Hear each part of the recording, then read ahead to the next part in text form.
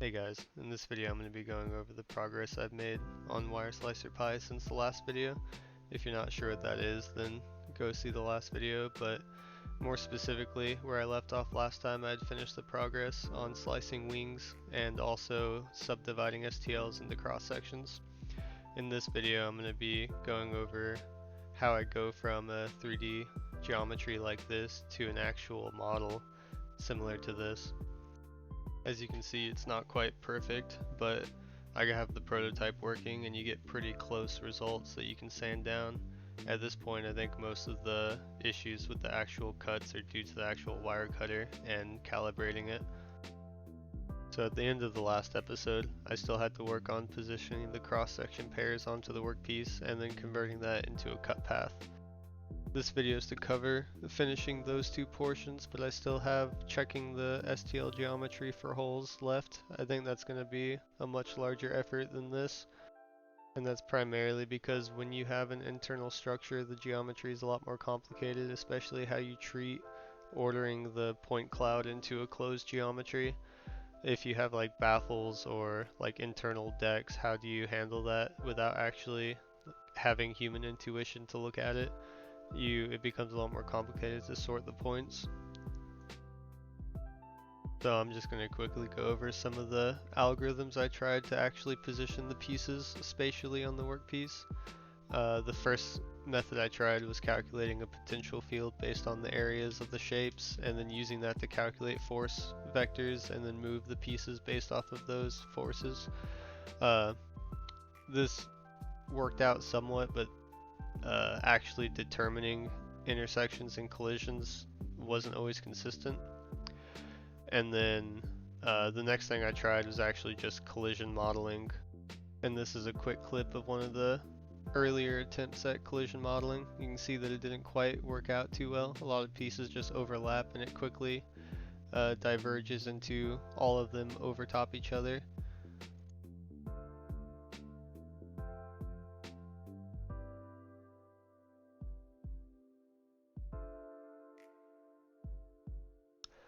I stayed with this style of methodology for a while, trying to handle collisions of each piece using external colliders that were lower resolution, but in the end it just wasn't working out as well as I wanted, and there are simpler ways to handle it. So I ended up deleting all that code, but that was about a month of work just trying to get different collider models to function properly. So what I ended up going with was a basic bin sorting algorithm where we form an external bounding box around the pushed out collider. Then after I have that bounding box, I use a quad tree to place them from top left, going to the right horizontally and then down vertically. The quad tree makes this implementation quite a bit faster, especially since we're not checking for real collisions, we're just checking for intersections of the bounding box. This does have the downside that you can occasionally have large gaps where a piece didn't quite fit and then the algorithm doesn't go back and check that empty space later because it doesn't keep a record of what areas have large voids. There's quite a bit that can be done to improve this though. After all the pieces are initially placed, I could go back and do some smoothing algorithms to shuffle the pieces towards the top left, and that might clean up some of these pockets. I can check for actual collisions on the collider instead of just going with a large bounding box. Now, once all the cross sections are actually placed on the workpiece, going from the positioning to a cut path was actually quite a bit simpler. I take all the pieces that are sharing a bounding box with the 0 x-axis, so all the pieces butted up right against the y-axis wall. Each of those are counted as the initial position for a row of cuts. And then once we have the initial starting piece for a row, we look for all other cross sections that share a similar y height with that initial cross section. And then all of these pieces are grouped together and then sorted based off their y and x positioning to determine the actual cut order. Now, turning this into an actual cut path, we just go along that common centroid x-axis that cuts through all the cross sections in a row, and then we split it from there and then take the upper hemisphere of the cross section, cut until the backside of it, and then move on to the next cross section until you reach the very end of a row, and then you split back around and do the bottom side of a cut. So for the first test cut of the software, I created a pretty simple jet fuselage that has a lot of compound surfaces and extruding fuselage pieces such as the cockpit and the air intakes, and then also the wing base on either side. Once I started trying to slice this geometry, I found a lot of issues with the sorting algorithm for sorting the cross-section points into a counterclockwise curve, and most of those were due to the bulging geometries. I was sorting based off of the centroid of the shape, but there were sections where centroid actually intersected with some of the curves, and that caused issues. And so I needed something besides just a polar sorting algorithm. And then that was when I stumbled across a Stack Exchange post suggesting using the traveling salesman problem to find an optimal path that actually represented the geometry. So I ended up going along with that, but as more of a local optimum. I use a polar sorting algorithm to get an initial order for the shape, and then I look for volatility in the actual ordering of the points. And then I solve the traveling salesman problem locally around any volatile points I find with a specified bandwidth. So if you find a point that like doubles back on itself, so the angle is less than like 15 or 10 degrees, whatever you set it to, it looks at all the points around that point based on the specified bandwidth. So you could look at, say, 20 points, it goes 10 before, 10 after, and then it uses those 20 points and solves the traveling salesman to find the shortest path. And this has worked out pretty well. I've only had a few cases where it failed, and that was more because uh, it kept doubling back on itself and getting into a repetitive loop where it would fix itself and then break itself. And that was because bandwidths overlapping each other from fixing one volatile point to the next.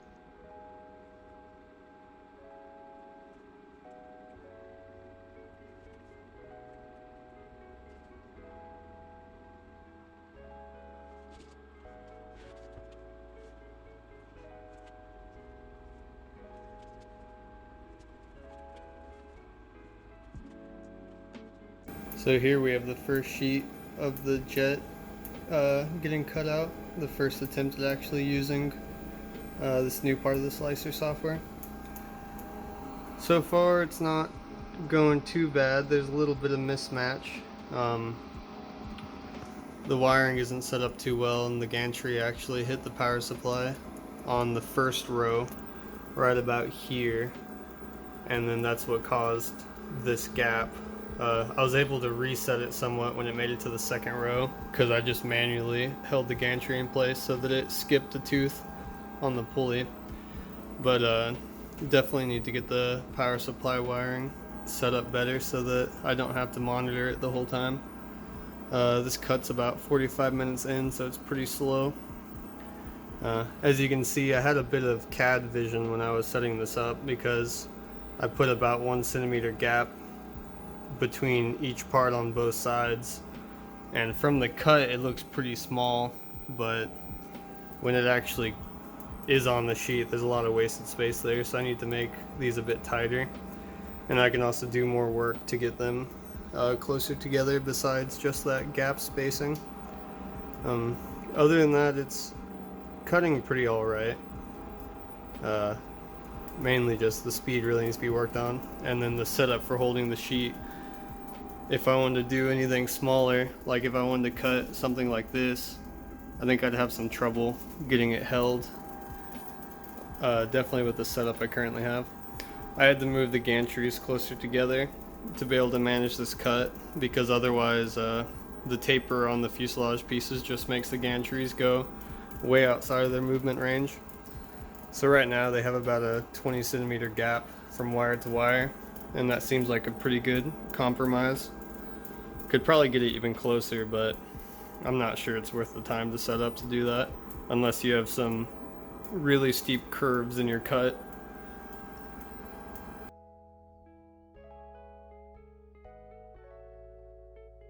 So once all the pieces are cut out, you can use a image generated by the software to mark the numbering of all the pieces so you know what order to glue them in.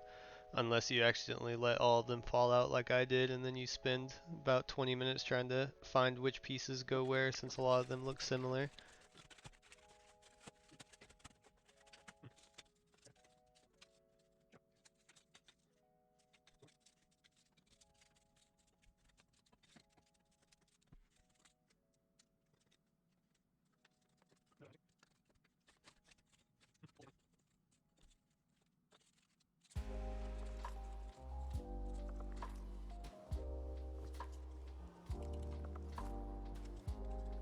This is the point when I noticed that there's something wrong with the software, because the actual cuts weren't lining up along the span of the fuselage, but each side's cross sections were correct.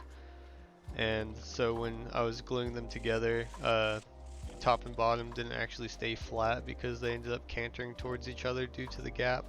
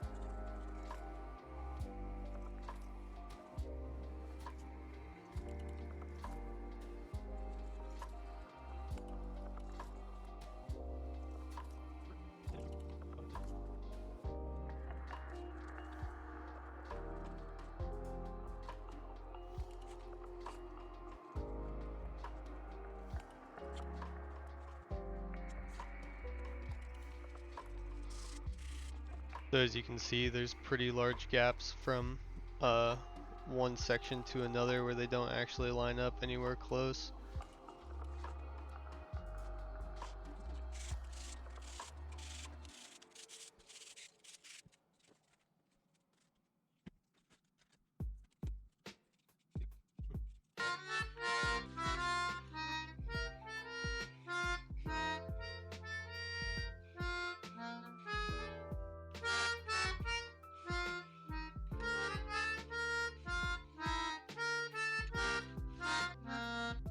So as you can see, there's a lot of mismatch in the actual cross-section aligning.